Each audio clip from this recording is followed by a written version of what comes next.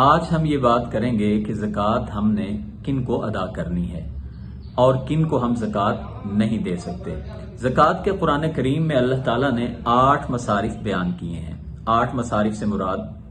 وہ 8 جگہیں، وہ 8 افراد جن کو ہم زکوٰۃ کا پیسہ دے سکتے ہیں: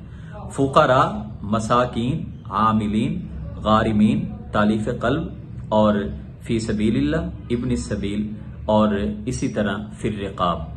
یعنی اگر ہم جائزہ لیں تو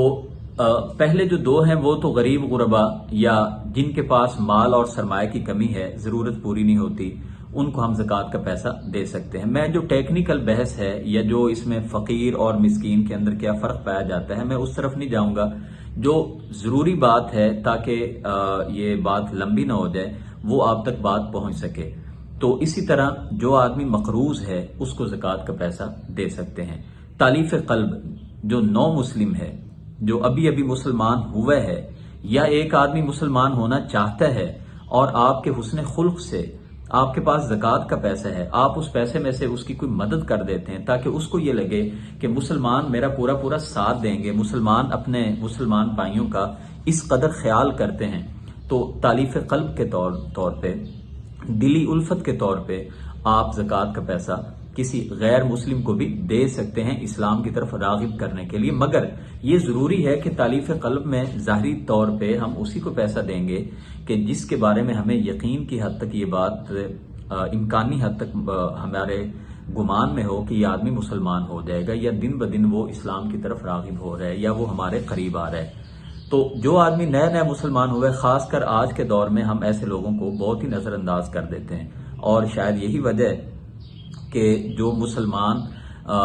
ہو بھی جاتے ہیں وہ بعد میں بہت سارے فائنانشلی جو کرائسس ہیں ان کو فیس کرنے کے بعد وہ دوبارہ اپنے سابقہ دین میں، سابقہ جو مذہب ہے اس میں داخل ہو جاتے ہیں، کیونکہ مسلمان نہ تو کسی عیسائی سے جو ادھر آتا ہے، اکثریت کی اگر بات کریں تو ہم ہمیشہ شک و شبے میں رہتے ہیں کہ پتہ نہیں یہ دل سے بھی مسلمان ہوا ہے یا نہیں ہوا۔ ان کے ساتھ ہم لڑکیوں کی شادیاں بھی نہیں کرتے، اپنے ہاں ان کو ملازمتیں بھی اس طرح سے نہیں دیتے۔ شاید یہی وجہ ہے کہ اسلام کی طرف جو رغبت کرنے والے لوگ ہیں ان کی تعداد ہمیں اچھی خاصی نظر نہیں آتی۔ تو یہ بڑی ایک وقت کی ضرورت ہے کہ لوگوں کو اسلام کی طرف مائل کرنے کے لیے آپ ان کو بھی زکوٰۃ کا پیسہ دے سکتے ہیں، مگر اس صورت میں کہ اندازہ ہو کہ یہ آدمی مسلمان ہونا چاہتا ہے، یا مسلمان جو ہے وہ اس کے دل میں کوئی کر رہے ہیں، اسلام اس کے دل میں جو ہے وہ راسخ ہو رہا ہے۔ تالیف قلب کے طور پہ بھی ہم زکوٰۃ دے سکتے ہیں۔ گویا کہ فقیر مسکین ہے، اور اسی طرح عاملین جو زکوٰۃ کے محکمے میں کام کرنے والے، اب آج کے دور میں تو ایسا ہمیں معلوم نہیں ہوتا کہ زکوٰۃ کا محکمہ باقاعدہ طور پہ گورنمنٹ ان کو سیلریز دیتی ہے، اور ان کو ہم زکوٰۃ کا پیسہ اس طرح سے نہیں دے سکتے۔ تو عاملین میں ظاہری بات ہے کہ وہ لوگ جو خاص کر جو زکوٰۃ کی کلیکشن کر رہے ہیں، تو وہ تو اس میں موجودہ دور کے لوگ تو اس میں نہیں آئیں گے۔ اسی طرح ایک اور جو زکوٰۃ کا مصرف ہے وہ ہے فی الرقاب، گردنیں چھڑانے میں، غلاموں کو آزاد کرنے میں۔ جب زکوٰۃ کے یہ احکامات نازل ہو رہے تھے اس وقت غلامی کا تصور موجود تھا، اور صحابہ کے پاس بہت سارے غلام تھے اور کئی صحابہ خود غلامی میں تھے، تو ایک مصرف یہ رکھا کہ غلام کو آزاد کرانے کے لیے بھی آپ زکوٰۃ کا پیسہ دے سکتے ہیں۔ اب آج کے دور میں بہت سارے قیدی جیلوں میں ایسے ہوتے ہیں جو اپنی عمر قید یا جو ان کی دنوں کی قید ہوتی ہے وہ مکمل کر کے بیٹھے ہوتے ہیں، اور اس کے ساتھ ان کو کچھ سزا تاوان کی مد میں، یا اس کو جو ہے وہ آپ جرمانے کی مد میں کہہ لیں، وہ جج کی طرف سے ججمنٹ پہ لکھی ہوتی ہے کہ ان کی اتنی سزا ہے، اتنے سال جیل میں گزاریں گے، اور وہ سزا پوری کرنے کے بعد اتنا جرمانہ جو ہے یہ ادا کر کے پھر یہ جیل سے نکل سکیں گے۔ اب وہ جو جرمانہ ہوتا ہے وہ 2 طرح کا ہوتا ہے۔ بعض جرمانے تو ایسے ہوتے ہیں کہ اگر وہ ادا نہ کریں تو اس کے آلٹرنیٹ وہ دنوں میں تبدیل ہو جاتا ہے۔ مثال کے طور پہ اگر 1 لاکھ روپے جرمانہ ہے، میں فرضیہ بات کر رہا ہوں، تو اگر 1 لاکھ روپے جرمانہ ہے، اگر کوئی ادا نہیں کرے گا تو 1 لاکھ کے بدلے میں یہ 6 مہینے سزا کاٹ لے گا، تو 6 مہینے سزا کاٹنے کے بعد اس کو 1 لاکھ ادا نہیں کرنا پڑتا اور وہ رہا ہو جاتا ہے۔ یہ تو ایک صورت ہے۔ مگر دوسرا جرمانہ ایسا ہوتا ہے جو عام طور پہ قتل کی دفعات میں وہ سنایا جاتا ہے وہ یہ ہوتا ہے کہ اگر کوئی آدمی اپنی سزا پوری کر بھی لیتا ہے تو اس نے اتنا جرمانہ ادا کرنا ہے، اور اگر وہ جرمانہ 10 سال بھی مزید ادا نہیں کرے گا تو وہ جیل میں ہی پڑا رہے گا، یعنی ہر صورت میں اس نے وہ ادا کرنا ہی کرنا ہے۔ تو اس مد میں پھر رقاب میں ان قیدیوں کو آزاد کرایا جا سکتا ہے جو صرف جرمانہ ادا نہ کرنے کی وجہ سے جیلوں میں بیٹھے ہوئے ہیں۔ تو یہ جو مصرف ہے یعنی قیدیوں کو آزاد کرانا، اگر کوئی ایسی صورت ہو تو قیدیوں کو آزاد بھی کرایا جا سکتا ہے۔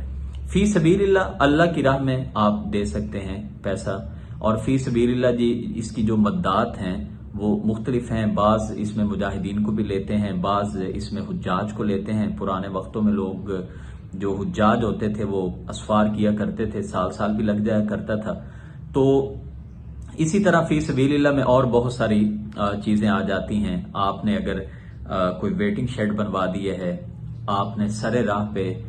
ویٹنگ ایریا ہے جہاں پہ لوگ بس کا انتظار کرتے ہیں، ریلوے اسٹیشن ہے وہاں پہ سائے کا بندوبست نہیں ہے، وہاں پہ آپ واٹر کولر لگوا دیتے ہیں، یعنی جس سے رفاہ عامہ کے کام جن کو آپ کہہ لیں، تو یہ سارے کے سارے اس میں آتے ہیں۔ اور ابن السبیل جو ہے یہ مسافر کے لیے بولا جاتا ہے۔ اب یہ جو مدات بیان ہوئی ہیں ان میں یتیم کا اور بیوہ کا نام نہیں ہے۔ اکثر ہم کہتے ہیں جی یتیم کو بھی زکوٰۃ دے سکتے ہیں، بیوہ کو بھی، جی تب دے سکتے ہیں جب وہ مستحق ہوں، اور مستحق ہونے کی یہ جو مختلف اللہ تعالیٰ نے ان کے نام ذکر کیے ہیں، فقیر ہے، مسکین ہے، گھر میں روٹی پوری نہیں ہوتی، روٹی پوری ہوتی ہے مگر فیسوں کے پیسے نہیں ہوتے، رینٹ جو ہے وہ دینا ہے مکان کا، بجلی کا بل پورا نہیں ہو رہا۔ تو دو طرح کے یہ جو معاملات ہیں، کچھ لوگ ہیں کہ ان کا کچن تو بہترین چل رہا ہے لیکن دیگر جو ان کی ضروریات ہیں وہ پوری نہیں ہو رہی، اور کچھ ہوتے ہیں کہ ان کا کچن بھی پورا اچھی طرح سے نہیں چل رہا۔ تو اگر کوئی ایسی صورت میں ہے اور یا کوئی آدمی ہے وہ مقروض اتنا ہے کہ وہ بیچارہ اب قرض ادا کرنے کی سخت نہیں رکھتا،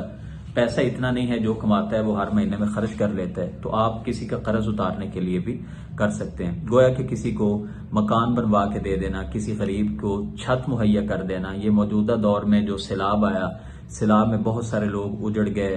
اور ان کے گھر ویران ہو گئے، برباد ہو گئے، ان کی بنیادیں تک ختم ہو گئیں۔ تو ایسی صورت میں اگر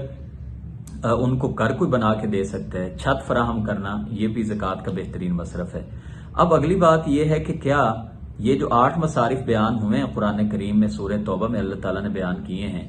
یہ 8 میں ہم زکوٰۃ کا پیسہ تقسیم کر کے دیں گے یا کسی ایک کو بھی دیا جا سکتا ہے؟ تو یہ آپ کا اختیار ہے۔ بعض ائمہ نے یہ بات کہی ہے کہ ان 8 کی 8 مدات میں ہم نے پیسہ تقسیم کر کے دینا ہوتا ہے، مگر صحیح اور درست موقف یہی معلوم ہوتا ہے کہ جس کو آپ سمجھتے ہیں زیادہ ضرورت مند ہے، اور وہ چاہے فقیر ہو، مسکین ہو، وہ مقروض ہو، وہ قیدی ہو،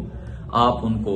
وہ پیسہ دے سکتے ہیں۔ یہ ڈیپینڈ کرتا ہے حالات اور واقعات کے مطابق۔ اب زکوٰۃ کا پیسہ بھی آپ دے سکتے ہیں، اور زکوٰۃ کے